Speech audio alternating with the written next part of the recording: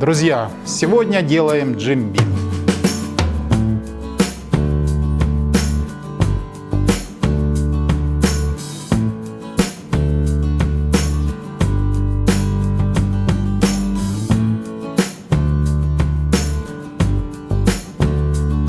Друзья, всем привет! Вас приветствует компания Акваградус. И сегодняшнее видео посвящено повторению такого замечательного рецепта, как американский бурбон Jim Beam. Джеймс Бин в 1795 году основал свою вискокурню в штате Кентукки в Соединенных Штатах Америки и создал целую династию винокуров-производителей под торговым названием Jim Beam.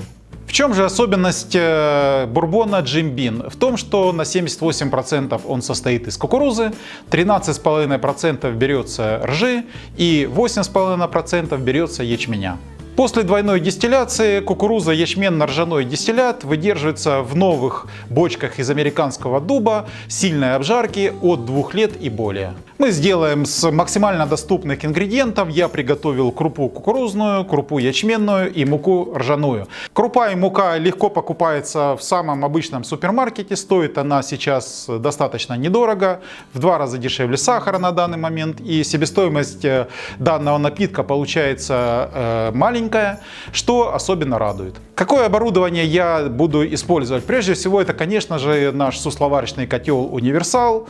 Для перегонки я буду использовать медный бункер. Медь я буду использовать для того, чтобы убрать в процессе перегонки серу, чтобы она осталась в баке. А бункер для того, чтобы можно было густую часть перегнать на прямом нагреве. Буду нагревать при помощи тена и индукционной плиты, чтобы перегнать без пригара густую брагу, густую зерновую брагу, в данном случае из крупы, и получить спирт-сырец. Спирт-сырец мы будем дистиллировать уже на медном оборудовании.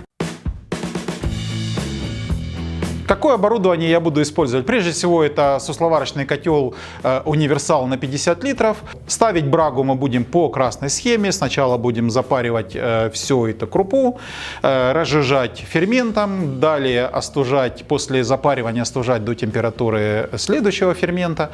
И когда будет уже полное сахаривание, мы остудим чиллером и будем сбраживать вот такими вот замечательными дрожжами Distilla Max GV специально для несоложенного сырья. Солод я не использую по причине того, что я взял самые доступные элементы. Вы же можете взять ржаной солод и ячменный солод и им осахарить без применения ферментов и осахарить эту кукурузную крупу. Но мы сегодня будем делать именно вот в таком сочетании с максимально доступных элементов. Поскольку у нас красная схема, то есть это та схема, при которой мы осахариваем и бродим вместе с крупой, и перегонять также будем с крупой, на прямом нагреве может произойти пригар. Соответственно, для перегонки я буду использовать наш бункер. Бункер буду использовать медный. Медный бункер сочетает в себя 2 в 1. Это и свойство меди оставлять на себя серу, то есть у нас получится уже особо качественный спирт-сырец. И второе, густая часть будет находиться выше уровня тена на фольжне, и таким образом исключается пригар. Я взял 6 кг кукурузной крупы, это будет 78% от всей засыпи. Потом 13,5% ржаной муки, это будет 1 кг. Здесь у меня 2 кг, я засыплю половину. Рожь дает такой дополнительный приятный аромат ржаной. Рожь очень яркий, и благодаря наличию ржи получается, и, конечно же, выдержки в дубовой бочке в новой, мы получаем вот такой вот замечательный аромат. Друзья, конечно же, этот напиток необходимо заливать в бочку. Я так еще немножко вернусь. После бочки, именно бочка даст основной такой вот вкус. И 8,5% ячменя на данную засыпь, это примерно 700-750 грамм ячменя. У меня ячневая крупа обычная. Итак, начинаем делать наш затор. Переходим в лабораторию Акваградус. Итак, друзья, набираю воду. Я сейчас возьму 25 литров воды, доведу до кипения, и крупу с мукой предварительно перемешав, я буду вносить сюда в закипевшую воду все наши крупы и муку. и равномерно размешивать. Моя цель поддержать на температуре выше 80-85 градусов примерно час. Это температура кластеризации крахмалов во всех этих крупах. За это время, за час происходит набухание крахмала, и крахмал становится максимально доступным. И я еще внесу фермент альфа-амилазу для разжижения, чтобы наш затор был жидким, чтобы он не стал как каша с топором. Все, мы на температуре выше 80-85 градусов поддержим час. Крахмал набухнет. Я 7 литрами остужу до 63-64. Это температура работы ферменты глюкоамилазы. То есть при этой температуре у нас будет осахарение 58-63 градуса. Основной такой температурный режим работы этого фермента. Тоже примерно часа полтора-два. Я сейчас предварительно всю крупу смешаю. Зачем это нужно? Муку, если я буду относить отдельно, она будет комковаться в кипящую воду. А в сочетании смешанной с крупой комковаться будет значительно меньше. И уже с ведра буду брать ковшиком и потихонечку засыпать кипящую воду. А сейчас просто смешиваем. 6 килограмм кукурузной крупы. —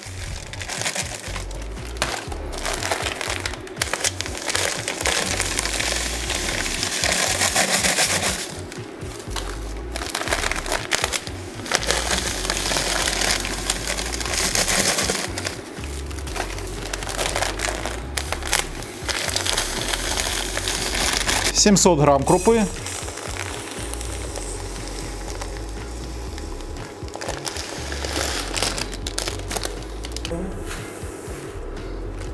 И 1 килограмм ржаной муки.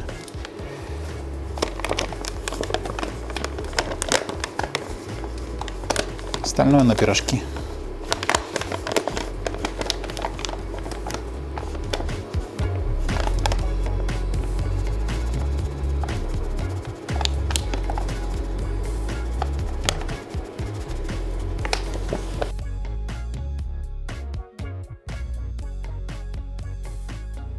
Теперь все это хорошо перемешиваю, чтобы мука равномерно размешалась со всей крупой.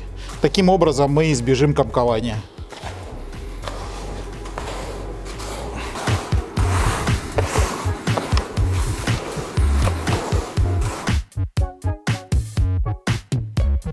Для контроля я возьму дополнительный термометр. Очень удобно, что у нее есть звуковой сигнал. Я сейчас выставлю ему 98 градусов.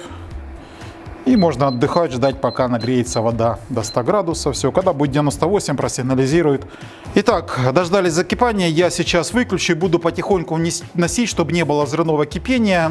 Если понадобится, я буду потихонечку подогревать. На нижнем нагреве, на индукции. Все нормально. Видите, не коптится.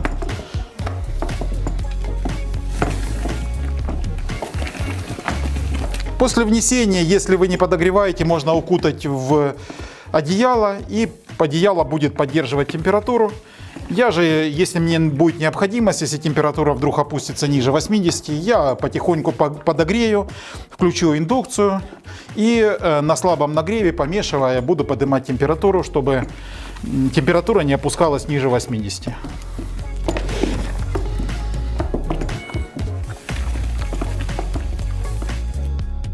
Я вношу фермент альфа-амилазу для разжижения 0,3 грамма на 1 килограмм сырья. У меня 2,5 грамма будет вполне достаточно, 2,5 миллилитра. Все, я вношу. Его рабочая температура 92 градуса. После внесения крупы температура как раз до этой температуры упала. Все, теперь у нас затор будет разжижаться, он не будет густеть. И поддерживаем в течение часа температуру 80-85 градусов. Итак, я выдержал час. Периодически подогревал, чтобы поддерживать 80. Вот такое вот жидкое получилось. Если бы без фермента, то это бы стало бы колом все. Теперь я добавлю немного воды холодной и опущу температуру до 65 градусов.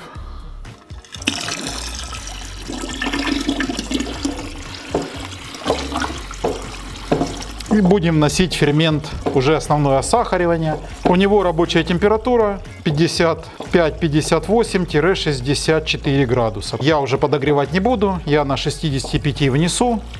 Итак, 66 градусов вполне, 65 даже, можно вполне вносить фермент. Глюкоамилаза я вношу 0,7 на 1 килограмм, то есть 5 кубиков. Все, с этого момента начинается процесс осахаривания, который будет длиться 1,5-2 часа. Я также сейчас накину что-нибудь тепленькое, чтобы оно не сильно падала температура. И буду открывать раз в полчаса, этого достаточно, помешивать. Итак, 1,5 часа было осахаривание, температура упала до 59 градусов. Я теперь буду охлаждать где-то до температуры 30 градусов. Фермент будет продолжать работать и дальше. В инструкции данным ферментом есть дозировка для холодного осахаривания, так что ферменты продолжают работать и при температуре 30-35 градусов. Если у нас что-то недоосахарилось, оно будет продолжать осахаривать в процессе брожения. Я чиллер помыл предварительно хорошо. Все-таки уже сладкая субстанция, надо быть аккуратным, чтобы не занести никакие бактерии лишние. Уже сладкая каша и склонна к заражению. Все, я включаю охлаждение. За часик мы ее охладим, вытаскиваем чиллер.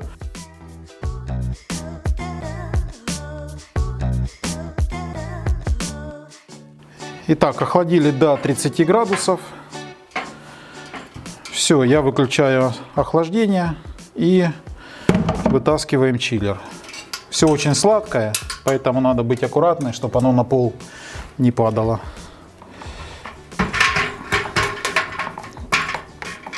Немножко, конечно, с крупой, но потери неизбежные.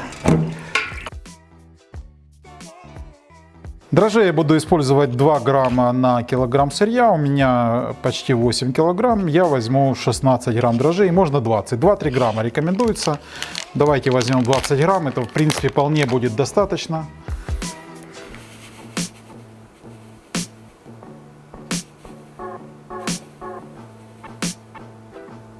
Все, я рассыпаю на поверхности, даю им минут 15-20 набухнуть, подышать. И хорошо размешаю и ставим под гидрозатвор. Все, друзья, перемешиваю дрожжи.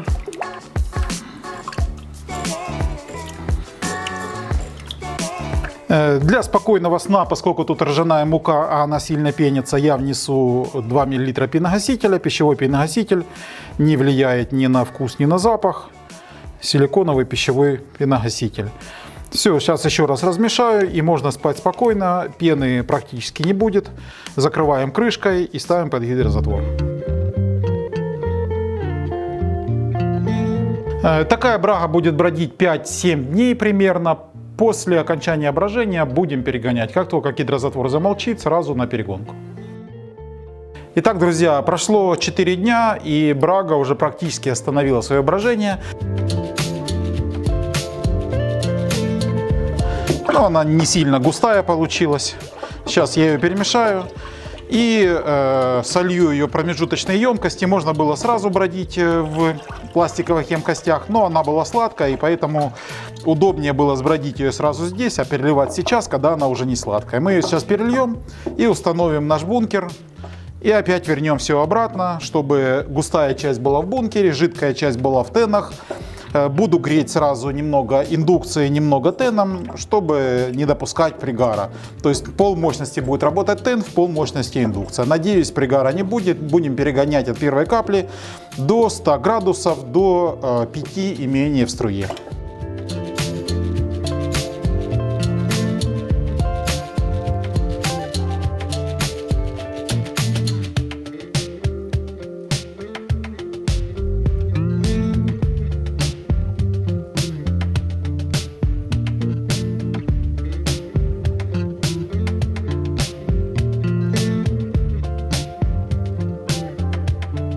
Крышка у нас уже перегоняла несколько раз.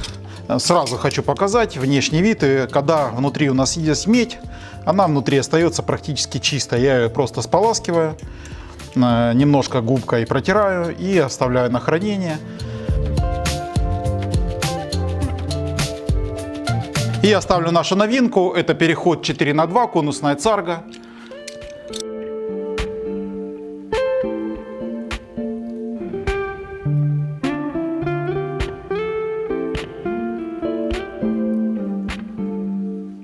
Итак, друзья, у нас уже 80 градусов, конус прогретый, шлем прогретый, вверху 57, и начинает уже еле-еле капать, оно медленно прогревается через бункер. Мы намеренно взяли грязный конус снаружи, он у меня уже перегонок 10, я лично на нем сделал. И сейчас такой интересный способ очистки, придание такого красивого эстетического вида, но в процессе перегонки. Конус у нас сейчас горячий, 80 градусов, и у меня раствор лимонной кислоты, я буквально сюда ложки 4 чайных насыпал лимонной кислоты и беру, делаю вот так вот.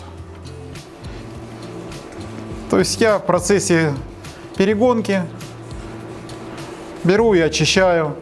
Благодаря тому, что он очень горячий, кислота работает отлично. И можно в процессе перегонки придавать эстетически красивый внешний вид нашим медным изделиям. Вот у нас и шлем становится красивый. Возобновляется чистый медный цвет. Согласитесь, очень удобный способ. Ставьте лайк, кто такой способ не знал. И для него это открытие. Вот если вы видели в начале видео, это была заметная разница, то сейчас новый конус и шлем стал такой же, как был новый. Итак, отбор у нас начался после 90 градусов наверху конуса, и сейчас уже 94. Вот сейчас в запахе я уже не слышу голов, не слышу переходных. В принципе, вот эта часть, она содержит все головы и все переходные. И тот, кто использует метод Габриэля, может эту часть перегнать на спирт. Но мы не будем делать, у нас классический метод дистилляции. Что мы можем сделать? Я сейчас покажу, что сейчас крепость в районе 50 идет. И мы попробуем уже оценить на запах, на вкус, качество нашего продукта, что у нас в итоге получится. Замерю так, чисто для информативности. Конечно же, самые главные замеры — это когда уже окончание перегона, нам надо понять, убедиться, что у нас меньше 5 градусов в струе, и прекратить отбор. Чем дольше мы будем отбирать, тем на самом деле лучше. Ну, я так считаю в самом случае. Но многие берут, останавливают 10-5 градусов в струе, в принципе, достаточно. Также напишите в комментариях, как вы считаете. То есть... Итак, у нас 50 в струе. Вот это та сейчас спиртуозность, на которой можно оценить качество сырца и что у нас получится в итоге, какое получится тело, потому что вот здесь сейчас нет голов, нет переходных. И, в принципе, мизер еще идет таких совсем вонючих хвостиков. Ой, как приятно пахнет, оно чувствуется, уже сразу чувствуется ржаная нотка. Все-таки рожь, даже мука дает хороший такой замечательный запах. Давайте я чуть попробую. Вот в этот момент можно пробовать вот этот сырец, хоть литр отбирайте и уже дегустируйте. Правда, никогда не делайте это в процессе перегонки, то есть после перегонки можете, правда, набрать чуть-чуть. Запах приятный.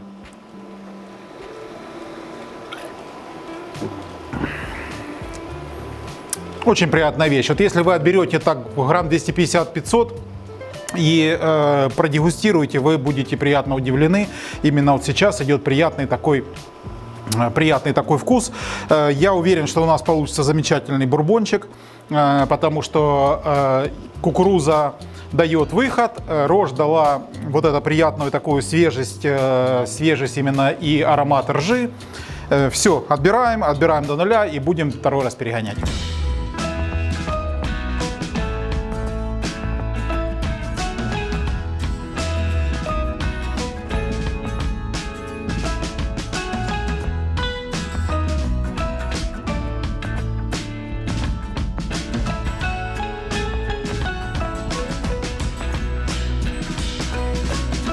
Итак, друзья, настало время второй перегонки. Я буду использовать полностью аппарат Whisky Cuprum, полностью медный бак, конус, шлем, переход 4×2 и медный холодильник.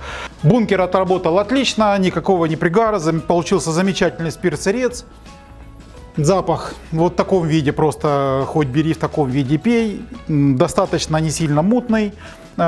Крепость получилась 9 литров, у нас получилось 35 градусов показывает ареометр, но со всеми поправками мы возьмем, что 30-градусный. В районе 3 литров абсолютного спирта примерно получилось с наших 7 килограмм сырья. 7,5, если вы помните, у нас было. Это, в принципе, замечательный выход. Все осахарилось, но мы не гонимся за каким-то выходом. Мы сейчас будем перегонять. Конечно же, как и в прошлых видео я говорю, что работать с маленьким количеством спиртового сырца неудобно.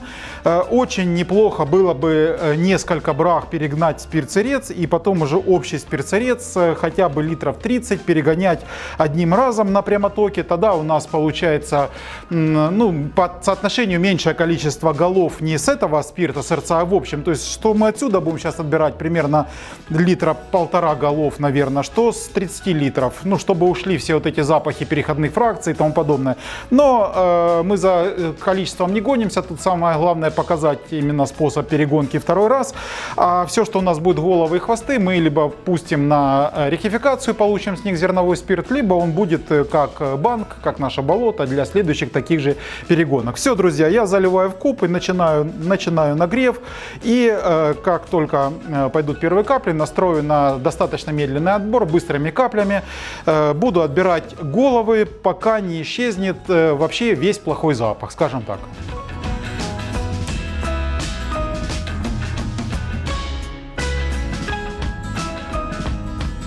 Как видите, друзья, я поставил индукционную плиту только потому, что у меня маленькое количество сырца, разбавлять водой я не буду, меня эта крепость устраивает. Головы буду отбирать электротеном, тут оголения не будет, а как только отберу пару литров тела, то я перейду на индукцию и буду где-то на 1 киловатте, может чуть меньше, отбирать не спеша тело. Ну так, если бы у меня было большое количество спирта сырца, мне бы индукция не нужна была полностью на электрике, но вот сейчас так. Немножко опять у нас замазался и бак, и конусная крышка. Также протрем, когда разогреется, протрем раствором лимонной кислоты. Очень хорошо очищает.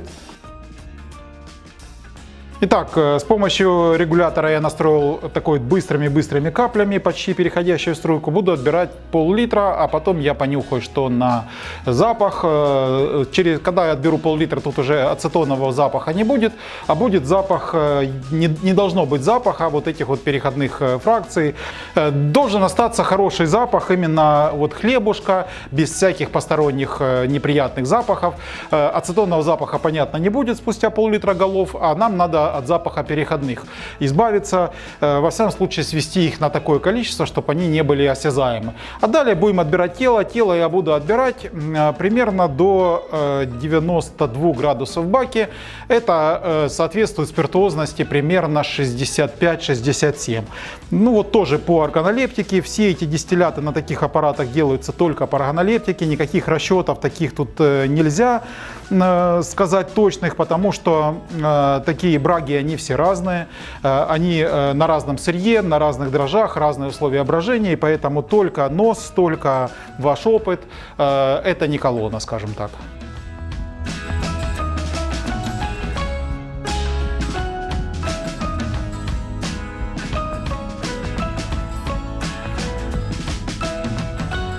Итак, друзья, пол-литра я отобрал, но запах еще небольшой был, поэтому пришлось отобрать 650 миллилитров, извините. Когда вот уже запах пошел на убыль, я отобрал 700 миллилитров и начал отбор тела. Я переключился на индукцию, поставил на индукцию 1 киловатт. И не спеша медленной струйкой буду отбирать тело, пока у меня не упадет спиртуозность ниже 70 градусов. Вот как она упадет у меня ниже 70 градусов, в принципе это соответствует 70 градусов, где-то 90 градусов на конусе или в баке. Я буду нюхать и смотреть, когда уже будут преобладать именно вот эти вот хвостики, те, которые нижние, тоже принимать решение. Повторяю, я сейчас не борюсь за каким-то выходом, мне лучше получить чуть-чуть, но хорошего.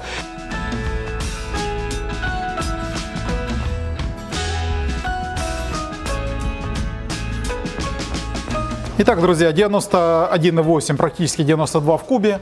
На запах уже идет, ну, еще очень приятненько. Но уже на заднем плане чуть-чуть. В принципе, можно бы еще было поотбирать, но мы не будем этого делать. Все равно я хвосты и головы буду пускать на оборотный спирт.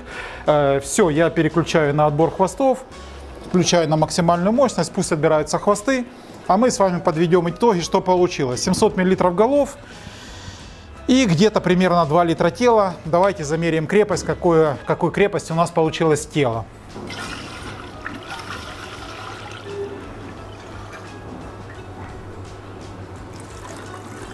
Какое ароматное, приятно пахнет. В районе 80 градусов будет. Сарга даст дополнительное укрепление, дает. Да, так оно и есть. 80 градусов. С поправкой на температуру, наверное, где-то в районе 78. Сейчас я его разведу 1 к 1 и продегустируем.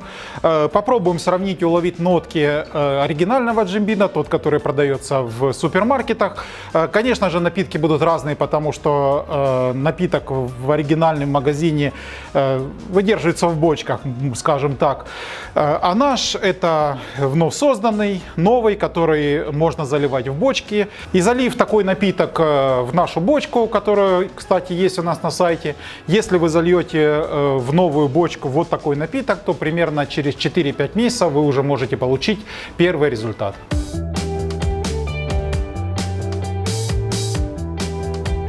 Итак, друзья, дегустация. Конечно же, этому напитку надо дать постоять, отдохнуть недельки 2. Спустя 2 недели после разведения начинает раскрываться особо ярко аромат. Мною не один раз замечено, что сразу после разведения кажется, что аромат бедный, вроде бы его мало, но уже на следующий день он интереснее. А через 2 недели и даже через месяц тот напиток, который на первый день разведения оказался слабо ароматным, через месяц он кажется, что там аромата перебор, там какие-то духи прям. Вот такое бывает преобразование аромата. Но мы сейчас продегустируем и сделаем заключение, как получился напиток, что можно сделать с обыкновенной нашей крупы с супермаркета.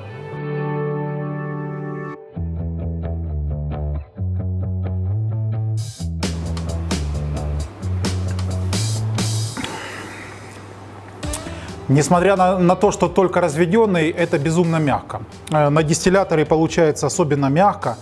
Очень такая нотка идет ржаная. Это корочка ржаного хлеба. В послевкусии в горле осталось. Этому напитку надо отдохнуть, а еще лучше этот напиток не разводить до 40, а разводить от 45 до 65 в зависимости от объема вашей бочки. Делайте такой напиток, заливайте его в бочку, и вы получите гораздо лучше, чем то, что можно купить на прилавках наших супермаркетов. Если вы делаете сахарные напитки, обязательно сделайте хоть раз. Мы показали, что ничего сложного в этом нет, достаточно простых перегонных кубов. Удобнее, конечно, делать на пароводяных котлах, не спорю.